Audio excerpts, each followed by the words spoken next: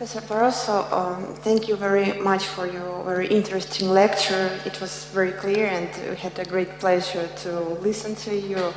My name is Daria, I'm a research associate at the Diplomatic Academy, and I think my question is about Brazil. How do you estimate the situation with democracy in your country?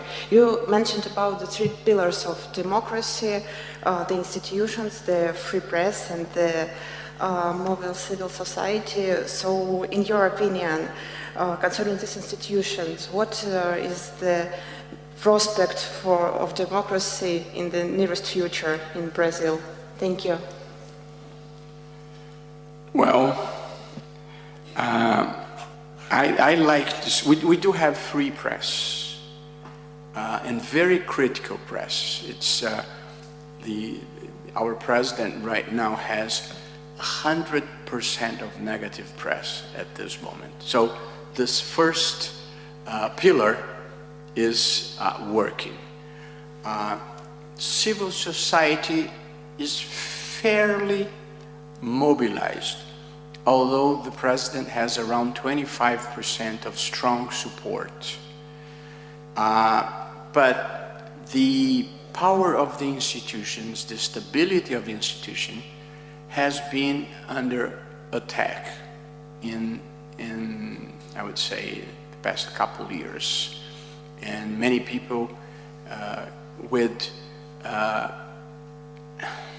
some support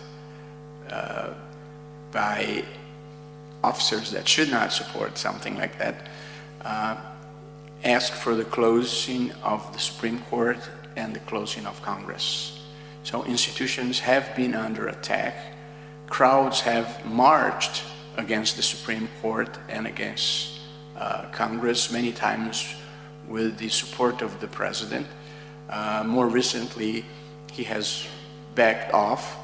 Many people claim for his impeachment, but we are undergoing a tension in Brazil that I thought we had left behind. We have 33 years of democracy to be completed next month with the 1988 Constitution, and I tend to think that we have a fairly solid democracy that is being strongly tested in the past couple years. And I think we have been resilient, and I think we will get to the next elections without any breach of constitutional legality. But it's very scary that a high percentage of people claim for the return of military regime and for the closing of the Supreme Court and Congress. And the main reason for the dissatisfaction of this group with the court is because we have interfered in the pandemic very strongly and striking down some measures of that are clearly unconstitutional. And the court has a very progressive view in women's rights, in gays' rights, in indigenous people's rights, and in affirmative action. And that confronts some ways of thinking that don't like this agenda, a very conservative, more than conservative, a far-right agenda that is very uncomfortable with the position of the court.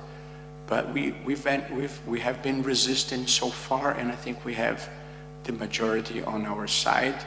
The last polls show that the support for the president has decreased substantially in the past years. I'm not talking about politics. I never talk about politics. I'm talking about institutions and how to protect them, and I'm talking about facts, not opinions.